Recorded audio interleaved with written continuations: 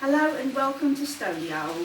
It's been really nice reading everyone's comments on my progress so far, and a massive thank you to all the subscribers. I'm actually blown away by how many people are following my little layout. It's amazing. The video here is going to show you bits of track testing and several updates we've done so far. I hope you enjoy it, and thank you very much for watching. Bye.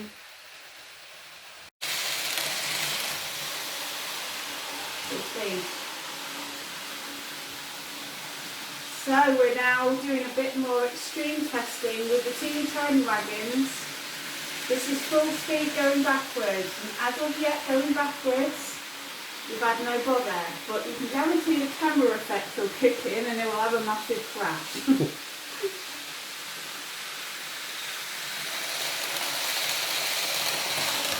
We can try swapping some points and seeing if it'll go from the outer loop to the inner loop at speed. I think the recovery crew might be needed, but you never know.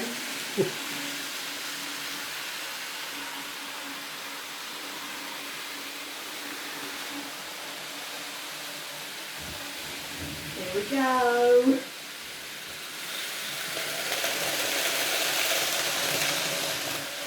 Stoney-ole. Well, that was surprising.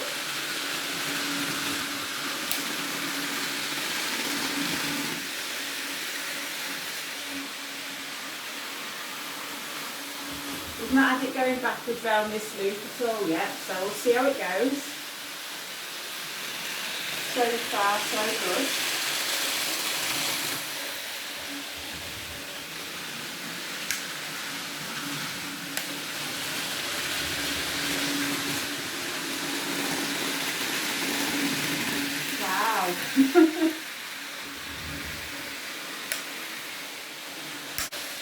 We're going to change the next set of points, the last set of points, where it goes from the inside to the outside loop.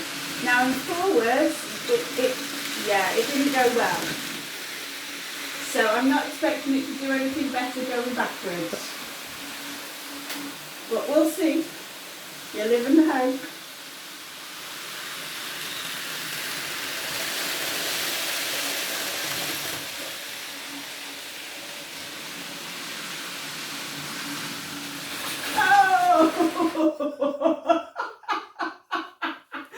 Oh dear.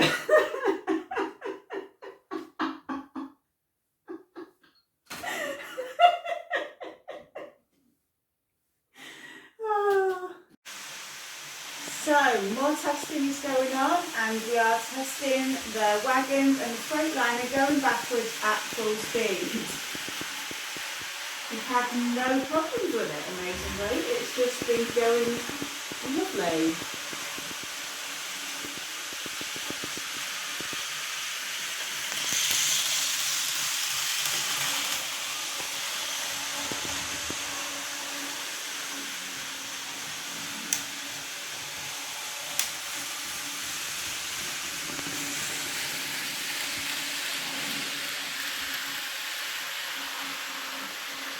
So we're going to change it onto the other track going backwards at full speed and see what it does.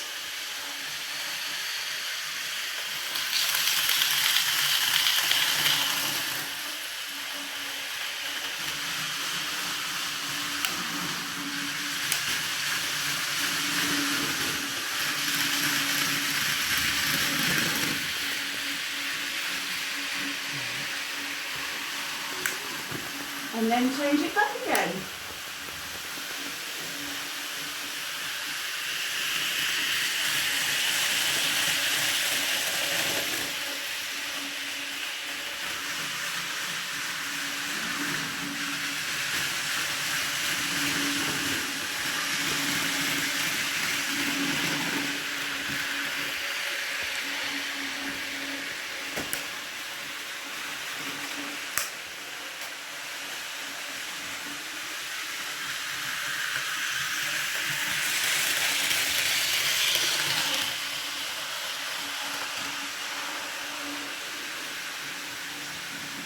Oh no, it's going to crash in there.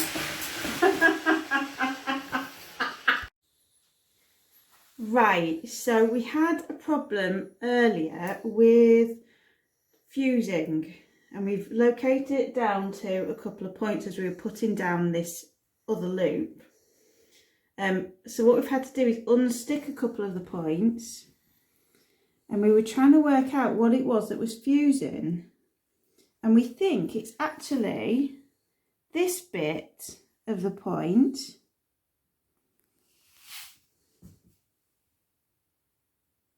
coming into contact with the metal top of the foam and shorting out.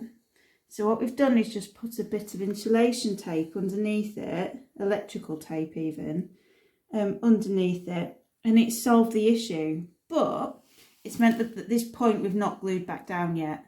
So I think the issue with the big crash was that this point we had to do the same with. It was unstuck. And as it's been unstuck, it's moved slightly, which has created gaps between the track and the points. So I've put it back in place and I've glued it down in the hope that maybe we can do a take two with the little wagons and it'll go over there without any issue. And then we can retest them at the crazy speed just to see. Because you know what? It's a bit of fun, isn't it? Seeing what the trains and the track are capable of doing.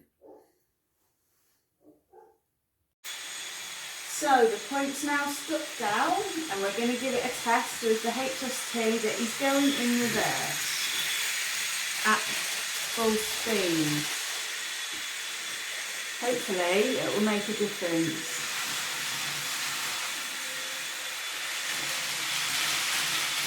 Oh yeah.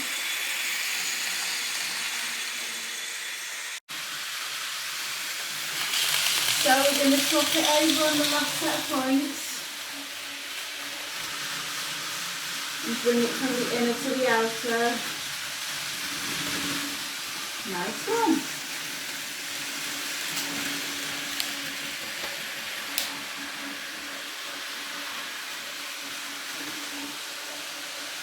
And then flip it the other way.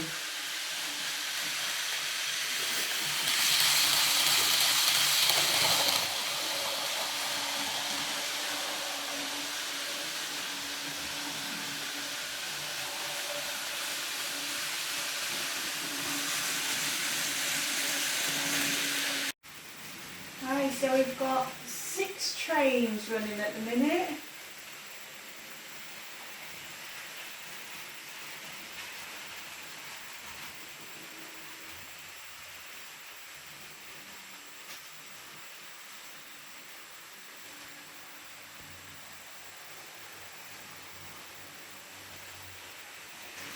This is the advantage of having a figure 8 configuration, is that they loop round twice, so you can get several engines running on the same track at the same time without too much issue.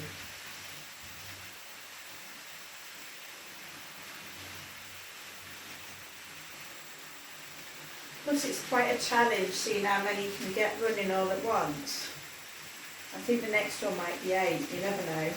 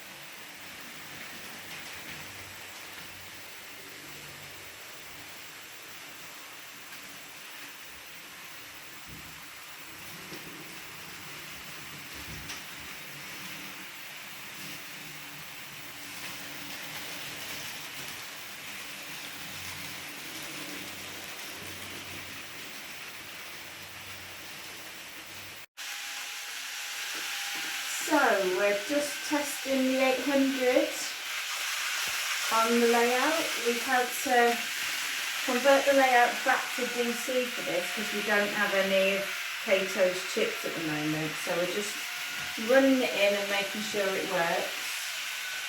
To convert it back to DC, I've just literally unscrewed the cable from here and clipped it in with the DC controller, which is just a bog standard Hornby one, nothing very exciting. We'll just run it round and tested all the points, and it seems to be doing really well on them.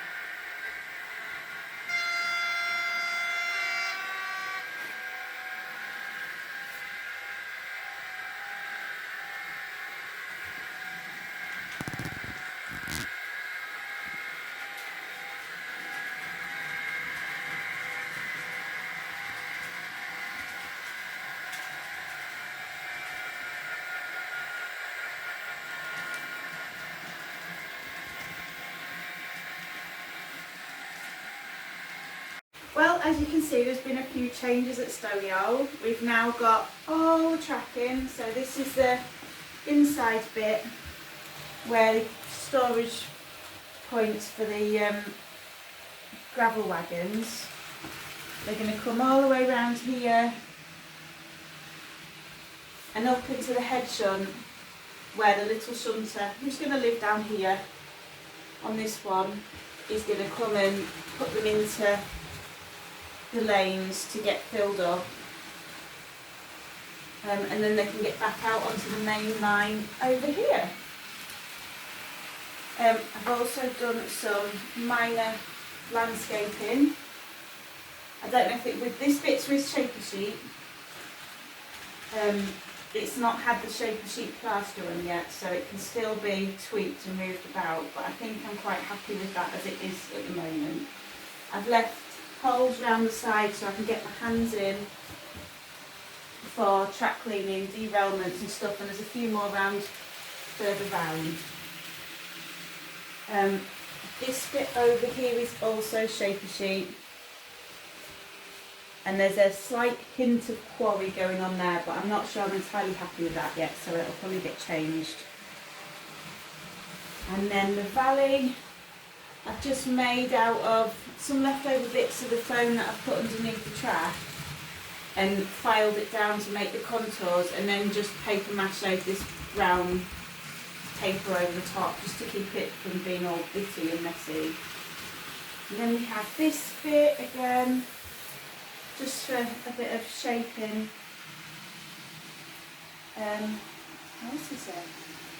The plan is to put some contouring in this bit over here, but I've not quite got round to that yet. I've cut off most of the foil because we were having issues with power getting into the foil.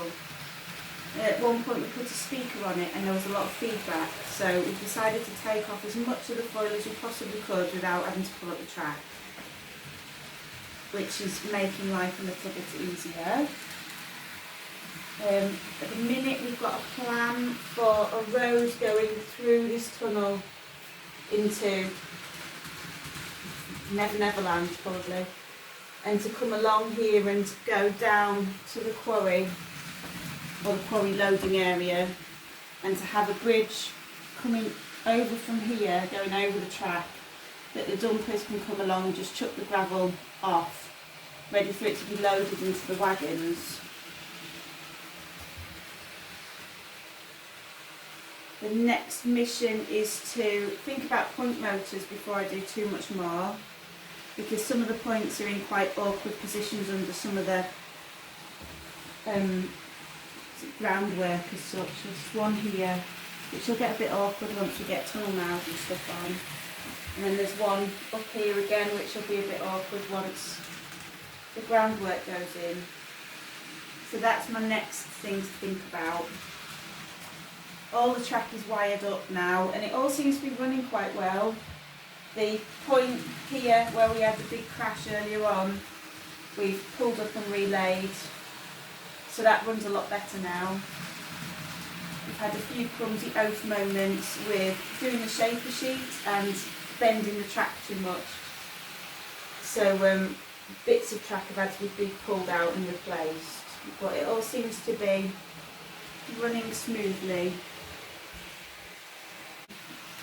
This bit here is where the disused quarry, water, lake type thing, it's not evolved properly yet, is going to be.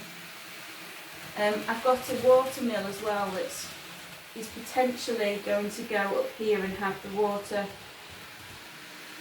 coming over some land and dripping into it, like waterfall into it. But again, it's all not really thought about particularly well at the minute, so we'll see how it turns out. I've got, just thought about it, I've got a siding here where I'm going to put a rescue train. It's on order and will be a little bit unique. But yes, the rescue train is going to live here, which is what that bit's for, random piece of track. So it's all coming together slowly.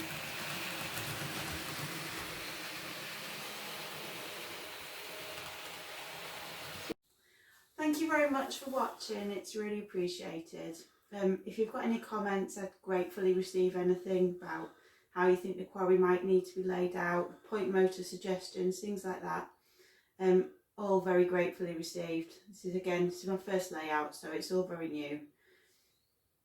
I shall be working on sticking down the station line and doing or thinking about point motors, so hopefully in the next video you'll see the point motors in or going in. Thank you very much again. Speak to you next time. Bye.